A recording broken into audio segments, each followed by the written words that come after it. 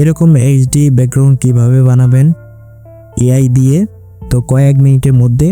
তো আজকে এই ভিডিওতে সেটাই দেখাবো, তো ভিডিওটা কেউ স্কিপ করে দেখবেন না। তারপর আমরা যে কোনো একটা ব্রাউজার ওপেন করে লিখব চ্যাটজিপিটি, এরপর ওয়েবসাইটে ক্লিক করে দেব। ওয়েবসাইট ওপেন হওয়ার পর তারপর এখানে আমরা যে ব্যাকগ্রাউন্ড বানাবো তার লেখাটি লিখে দেব।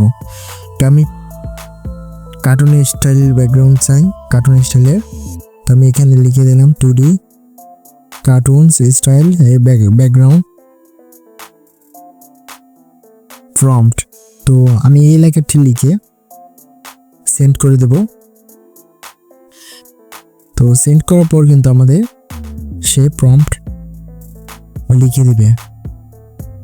তো আমাকে কিন্তু অনেকগুলো প্রম্পট লিখে দিচ্ছে। তো আমি যে কোনো একটা প্রম্পট কপি করে নেব। তো আমি কপি হওয়ার পর এখানে আমরা সার্চ দেব এআই স্টুডিও ডট। তো এই লেখাটি লিখে আমরা সার্চ করে নেব। এরপর দ্বিতীয় ওয়েবসাইটে ক্লিক করে দেব,